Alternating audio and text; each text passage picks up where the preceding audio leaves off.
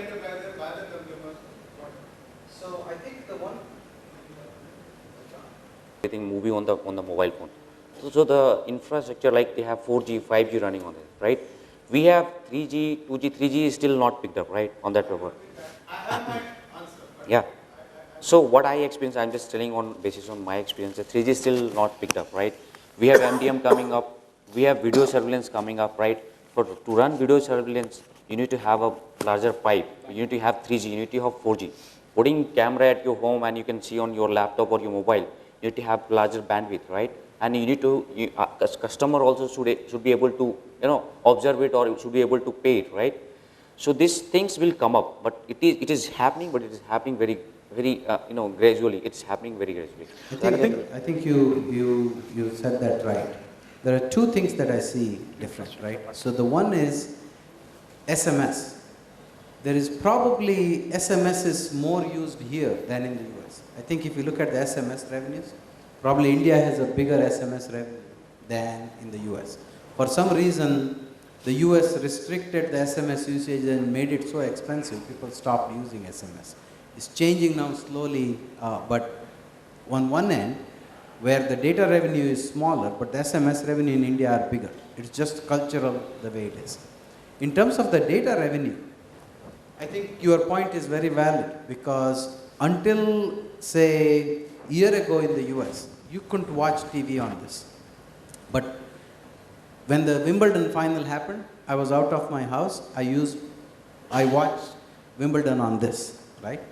So I think the way the data, at least at home, one thing that has done, US has done right and India has not done right, is the same thing, the reverse of what happened in SMS. In my house, I can use as much data as I want on any of my 10, 20 devices I have. In fact, I have a ability to control my thermostat from here. I know it is right now 74 degrees in my house. So that ability to have unlimited data usage when I'm inside my house using my Wi-Fi is not there in here. So as a result, I can't watch Netflix. I can't listen to Pandora, right? So those are the things that are not allowed here when I'm in India. So until that data becomes cheaper and becomes more abundant because of the thicker pipes and better bandwidth, revenues related to applications that are data dependent, like the movies and others, are not going to take off. Okay, I think can we continue this later? I've got a couple of things that I need to. Could be a little more closer. So, and I've been in this industry long enough. So my take on is that we need to localize, or let us say the content or the application to India. That part has been missing. It is too much of copy and paste, and the localization of that is missing. That is my big concern, because others will let the database come down, let the bandwidth go up. It is basically a civilizing approach. If you look at this is what we can do. I think some company has own an application and end-to-end. Whatever service Logitech in Korea and Japan, basically because they have some application, they have acclimatized to that. So I think that end-to-end ownership right from all the content will be what is the best language to give it to, what is the form factor. That piece of end-to-end is missing in my view. We can consider it's a chicken and egg problem. It has some little bit of both. We have a little bit of both, because earlier also we were not thinking that whether the broadcast will become or whatever.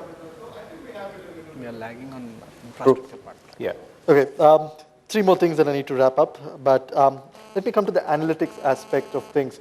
From an MDM solution, what are the kind of analytics that you want coming your way, which is likely to help you, better your services and products across all fronts? And I'm not just talking about building your revenues, but internally as well. What are the kind of revenues that what are the kind of analytics that you expect to, to make a more productive office environment, gentlemen? See, from service provider perspective, I want to see that what is their internet utilization. Okay. Suppose if it's a kind of company reimbursement stuff, or employees across the board, what are the kind so of? I was basically internet what is the utilization of their internet? So probably that is one thing. Probably I can see the roaming utilization as well. Okay. So 2-3 things I also would like to see that what is inventory management kind of stuff. okay, whatever, what is their own, where they're carrying, what is the battery utilization, where location, everything. So probably these 2-3 things we are actually, and even market is also looking for majorly into 2-3 things so that they can cut down the expense on the internet and all these things. Okay. Thank you, Pankaj. Analytics. Probably as I am much more focused on security side, so maybe I would want to keep a vigil on the on whatever is happening in the device. But then again, I don't want to interfere with the privacy part as well. So maybe my take would be Mr. Davni? I would probably opine that there is those 450 billion transactions generate 450 billion records. If we have the ability of sniffing those records, one probably for control, second for security, third for again, like a broken record, I come here to find upselling opportunity, I would be really, happy. The way we use analytics, which get generated out of devices, is to see whether the right quality of service has been meted out to the device. Can I do something better? If there is a device on which I could have served 2 megabits of bandwidth per second more, then could I have done it to get a little bit more customer satisfaction, which will result in more revenue again, let's say. So analytics, in the way that you want to use it, there is a lot, but you have to find the right ones to use for the right purpose to drive. We use it for efficiencies in network, saying that how do I move my network resources around? From where do I route my bandwidth in the least cost way? And how do I make maximum utilization of the assets that are on the ground? These are questions that we answer as a network equipment provider. But maybe mentioning it on behalf of operators, I would use the same device, the same data in trying to find opportunities to generate even more revenue by giving better and differentiated quality of service. So these are, I think, would summarize the gamut. If you could, yeah, sure. I think what Manoj has actually summed up all what is required as part of analytics. I just add one more point which I've been having some discussions with the CXOs, and specifically the CFOs are interested in two kinds of analytics. One is how their assets are being used. So a report on the right usage of analytics of the assets within the ecosystem. Second is their telecom expenses management.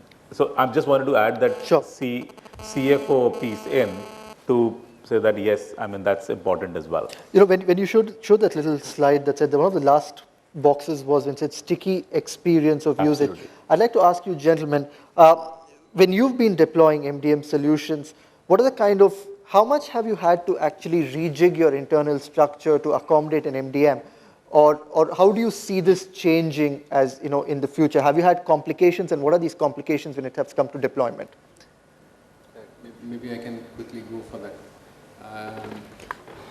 It's again, see, experience depends upon what is your quality of service. Now, we can implement MDM in any nice way possible. If one of the streams on MDM is going to be, let's say, to see video, for example, and you have not thought about the bandwidth that you will differentiate and give to that particular video consumer, as against somebody who is using plain vanilla email at 40 to 50 kbps, let us say, and he gets the same amount of bandwidth, you will have a problem. So depending upon the class of service, depending upon what you want who to use, you can differentiate that quality of service, and that facility needs to be there in your MDM. What we have experienced very typically is that, let's say I'm using an iPad with a conferencing app on it, and let's say the management team uses that, and somebody else is using the same MDM oriented backend for doing HR transactions or kind of finance transactions, which is just uploading Oracle databases, let's say, for example. But somehow we were not able to split that bandwidth in the right way. Hence the requirement of a quality of service depending upon the application that is eventually going to get used. Okay. We had to tweak it around a little to accommodate all these things. Okay. Pankaj? Basically, enterprise, they want ease in implementation. In the sense, a user doesn't have to bother to admin, or they don't have to call up every time, boss, this is not working. That is. So So they want one click, just you implement and that should start working. So basically, I think that implementation should be a very easy way, and it should be user friendly. That's all. That is what they're looking for. They're nothing much. User friendly. Devendu?